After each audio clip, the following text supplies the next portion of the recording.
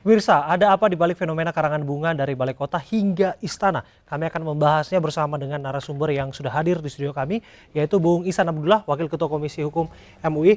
Selamat petang, Assalamualaikum, Bung Ihsan. Waalaikumsalam warahmatullahi wabarakatuh. Selamat petang, Bung Abe. Dan juga ada Bung Adi Praitno dengan batik dengan motif bunga-bunga. Selamat petang, Bung Adi. Selamat petang, Bung Abe. Dan juga ada Koordinator Rumah Pancasila yang saya tahu sebetulnya sahabat Ahok ini ya, menamakan dirinya Koordinator Rumah Pancasila, KP Norman Hadinegoro. Selamat petang, Bung Norman. Petang, Assalamualaikum warahmatullahi wabarakatuh. Baik, ternyata bunga sampai juga ke studio kita pada hari ini dengan motif baju yang dipakai oleh dua narasumber saya. Apakah ini artinya juga mengirimkan bunga? Saya mulai dari Bung Norman. Sudah kirim bunga kan? Sudah. Oke. Dan berapa jumlah yang masuk sebetulnya ke Balai Kota? Waduh, itu susah dihitung ya, karena itu gerakan hati masyarakat ya. Itu bukan di balai kota saja. Anda boleh cek, Anda boleh telepon ke Medan, boleh telepon kemana, itu semua di seluruh Indonesia. Itu terjadi. Pertanyaannya ada apa? Bahasa bunga ini adalah bahasa halus, bahasa alam. Ya, kalau bahasa keraton, bahasa rohani gitu.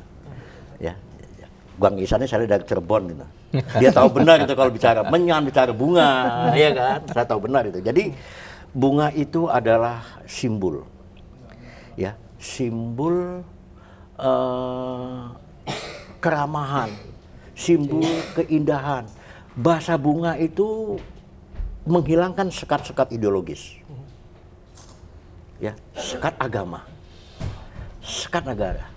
Anda kalau dikasih bunga kan luar biasa senang. Tapi kalau Anda dikasih bunga benci, berarti masih dengki. Nah, itu saja. Jadi bunga itu enggak. Jadi sampai pernah kita lihat ya. Sayyidina Ali itu pernah dia berpesan, jadilah ya dirimu seperti bunga yang selalu menebar keharuman. Itu jelas sekali kok. Walaupun bunga itu sudah hancur, sudah luluh. Jadi bahasa bunga ini luar biasa ya, karena ini bahasa alam. Ya, bahkan dengan bahasa bunga pernah terjadi perang saudara itu. Waktu kalau nggak salah di Vietnam itu, ya salah satu tawanan perang di Vietnam menembak itu, wartawan lihat semua simpatik bahasa bunga itu akhirnya jadi geger itu semua. Jadi kita melihat bahasa bunga ini, kalau kita melihat ada sesuatu yang hilang di bangsa kita ini. Apa itu yang hilang maksudnya, Bung Norman? Nah ini, saya yakin Bapak polisi juga kaget. Seumur-umur negara Republik ini berdiri belum pernah dikasih bunga kayak gitu. Baik TNI, baik Polri, boleh tanya. Kok ada gerakan masyarakat seperti itu tidak diperintah, tergerak hatinya. Apa yang hilang? Ialah tata nilai. Tata nilai kebangsaan. Bahwa bangsa Indonesia ini ramah, santun. Itu yang kita ambil. Soal tata nilai kebangsaan ini, apakah serta-merta muncul atau karena memang pasca Pak Ahok kalah pilkada saja? Oh tidak, nggak ada kaitan. Kita gentleman, kalah ya sudah. Tapi jangan kita dikomporin lagi. Nah ini masalahnya, ya kan? Ya sudah, kita ini kan pemaaf. Ya Islam tuh rahmatin alamin, ramah. Jangan ada rasa dendam. Tiba-tiba kok kaget kok masih ada yang seperti ini. Kita nggak biasa yang seperti itu. Kita ini bangsa pemaaf gitu. Nah ini yang saya lihat ya. Jadi apa yang hilang adalah tata nilai kebangsaan yang harus ditanamkan kembali. Baik, saya ke Bung Ihsan. Bung Ihsan, disebutkan tadi hilangnya tata nilai kebangsaan. Anda melihat fenomena yang sama sebetulnya? Iya, kita berbicara dulu dengan bahasa bunga.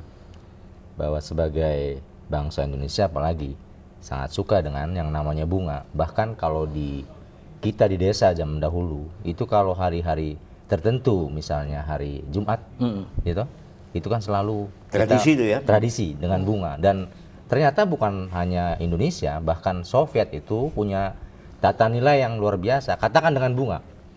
Dan saya sependapat kalau bunga-bunga ini kemudian ditaruh di halaman istana sekalipun, atau di balai kota, atau di pojok ruangan penjuru di Republik ini, itu sangat bagus, sangat indah. Tetapi jangan dibumbui dengan kata-kata yang menjadikan bunga itu jadi tidak indah. Nah ini persoalannya. Apa yang tidak indah itu? Kata-kata apa yang Anda maksudkan tadi? Bukankah biasa saja yang kita dengarkan begini, ucapan selamat, kemudian menjaga Pancasila dan NKRI harga mati? Ya, itu saya kira tidak perlu dengan kata-kata seperti itu. Karena apa? Bangsa Indonesia sudah teruji. Urusan pemilihan pilkada ini urusan kecil. Sudah selesai, sudah. Pilpres saja 2014 selesai. Begitu hebat, hiruk pikuk, seperti gegar negara ini kan. Tetapi begitu clear, kelar, selesai. Nah karena apa? Bangsa ini dirumat, semua sayang dengan yang namanya Republik Indonesia. Nenek moyang kita ini sudah luar biasa, founding fathers kita luar biasa, menitipkan negara ini dengan kebinekaan yang dirumat, dirawat, diikat dengan nilai-nilai yang sangat kuat.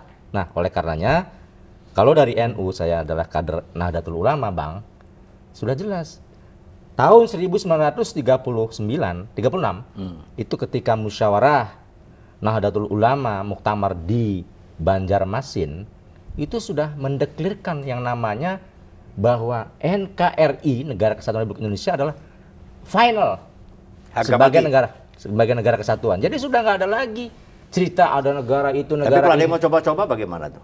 Mau mengganti, mau coba-coba. Itu pasti berhadapan dengan kami terdahulu. Sebelum Bener nih. Sebelum kawan Ahok jalan, kami di depan. Amin. Nah itu, jadi tidak perlu lagi ya kita itu menempelkan bunga-bunga dengan simbol-simbol yang tadi. Karena apa? Kalau bunganya sungguh indah, kemudian dikotorin dengan warna-warna itu tadi. Ya, itu kan ungkapan isi hati. Ya di boleh sana. Bang. Sebentar dulu. Nah kemudiannya nih ya, untuk tradisi kita juga, anggap saja tradisi. Segi positifnya bahwa jangankan menang, kalaupun diterima dengan legowo, dengan bunga, itu luar biasa. Meletakkan tradisi baru, Bang. Tetapi nih, ingat, jangan hanya naruh bunga aja, kemudian bertumpuk jadi sampah. Nah, terjadilah bakar-bakar kemarin. Jadi nggak indah lagi. Nah, coba ini kita ambil positifnya ya. Jangan, karena apa? Kapolri nggak punya kesalahan apa-apa. Kalau dikirimin bunga, masa salah orang terima bunga?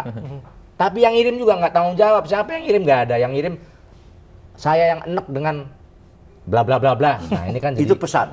iya Pesan. jadi maksud saya ini Bukan untuk Polri saja, untuk TNI iya juga ini pesan. artinya masih belum move on dengan persoalan pilkada juga. Nah inilah yang kita sesalkan. Baik. Tradisi bunga adalah tradisi yang luar biasa bagus, dasar tadi saya katakan mbah-mbah saya, nenek moyang kita semua itu naruh bunga, ya kan, pada saat-saat hari-hari tertentu.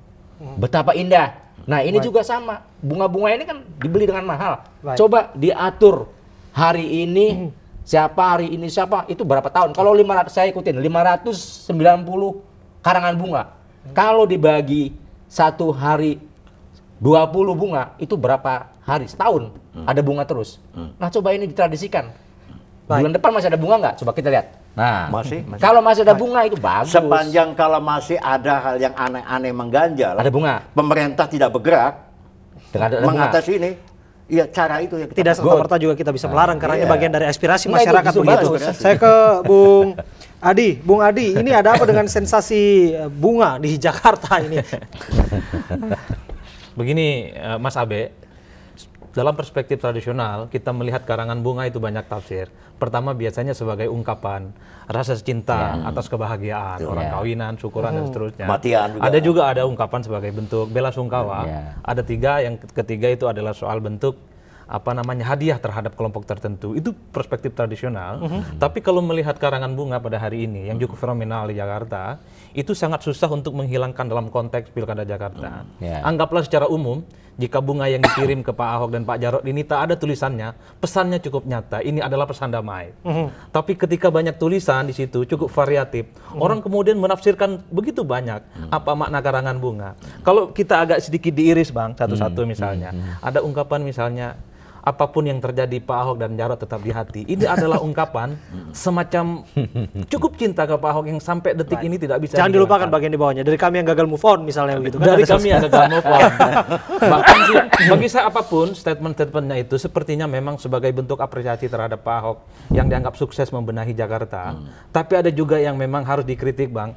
Sorry to say, misalnya ada mengatakan kita tetap cinta kepada Pak Ahok kecuali mereka yang intoleran dan seterusnya. Yang begini-begini harus Ya, dihentikan. betul. Siapapun pelakunya, bisa saja oknum, bisa saja memang ada yang tetap gagal move on, itu harus stop menurut saya.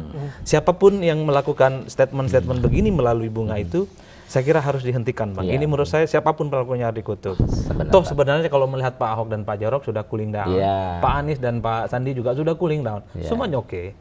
Nah, makanya ke depan siapapun yang masih memprovokasi soal isu-isu tertentu di Jakarta itu harus Anda menjadi melihat bahwa ada bagian dari provokasi yang terkandung dalam kata-kata yang dipasang di bunga tersebut? ya contohnya soal intoleransi, berarti ingin menunjuk pada kelompok tertentu yang dianggap tidak toleran selama pergelaran Dan pilkada. itu ada. Dan itu ada. lah, Itu bagi gitu. kami itu ada. Nah ini yang menurut Itu saya Pak Abe, masalahnya. sekarang pilkada sudah usai, Iya. meskipun KPOD masih belum mengumumkan secara resmi, tapi hasil quick count sudah menunjukkan semua pihak sudah cooling down. Iya. Makanya saya bilang ke depan, kalau masih ada provokasi-provokasi, harus kita lawan bersama siapapun orangnya, Bang. Walaupun dengan bentuk bunga. Baik, pesan.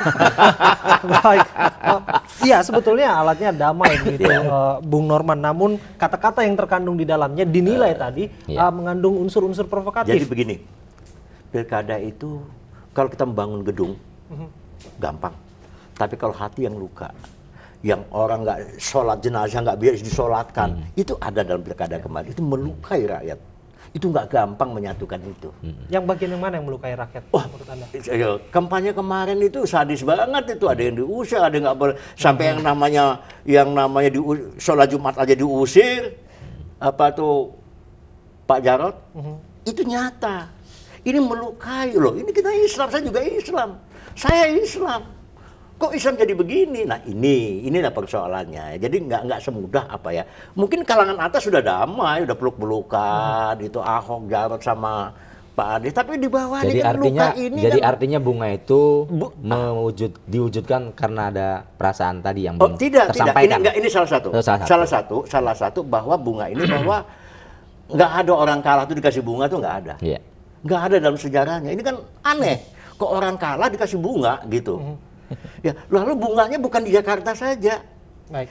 Itu di seluruh Indonesia terjadi. Kita fokus yang terlihat saja di Jakarta, kita dapat catatan lebih dari 5.000 bunga yang berdekatan dengan balai kota begitu. Lebih. Apakah ini dikirimkan secara terorganisir? Enggak, perorangan. Jadi kita punya WA. Ayo, pesan apa yang kita sampaikan? Kita ingin Jakarta ini jangan ada demo-demo lah, ya kan? Mengganggu kita enggak semuanya, ya kan? Masa setiap Jumat ada demo? Ini kan jadi masalah untuk kita, ya kan? Ini dulu persoalannya ya. Sudahlah, ya Islam tuh rahmatin alamin kok masalahnya. Apa akan kita kan di pengacara di MUI, ya kan? Sunan Kalijogo nggak ngajarkan demikian kok. Damai kita di pemaaf ya sudah gitu. Ya ini besok mau demo lagi. Nah ini membuat kita juga bingung gitu ya kan. Nah ini persoalannya ya kan. Akhirnya kita berpikir, wah jangan-jangan ada apa di balik ini. Jangan-jangan sasarannya bukan Ahok ini. Baik. Sasarannya ke istana ini. Itu yang kita tangkap. Itu bagian dari aspirasi mereka, Bung Ihsan begitu, bahwa mereka mengirimkan bunga begitu. Dan soal demo itu bisa Anda tanggapi? Ya, saya kira pengiriman daripada karangan bunga ya yang ditempatkan di ruang bebas, ya, ruang apa namanya, media ruang luar ruang, itu juga bagian dari demo. Jadi bentuk demo itu banyak, ya, di antaranya adalah orangnya hadir untuk menyatakan aspirasinya. Nah, orangnya tidak hadir, tetapi menyatakan dengan bunga, sama saja. Nah, tinggal dipilih cara yang terbagus. Kalau memang di sebelah saudara saya ini, Kang Norman, ingin menyampaikan aspirasinya dengan bunga, is okay. Nice, kan begitu. Nah, juga sebaliknya, kalau memang mau yang sebelah kita ini, ya, saudara kita besok 5 ya, mau menyampaikan demo, asal memang ada pemberitahuan yang bagus, yang cukup kepada aparat negara, kemudian tempat juga disiapkan dengan baik, dan berjanji juga tidak akan melakukan anarkis dan menjaga semua kepentingan publik, saya kira baik-baik aja. Baik. Untuk apa? Nanti bagaimana kemudian yang namanya Pak Presiden Jokowi bisa melihat rakyatnya. Kan begitu, sebagai penguasa ada apa ini kok yang satu dengan bunga, yang satu hadir. Baik. Ini dua-dua ini adalah warga bangsa.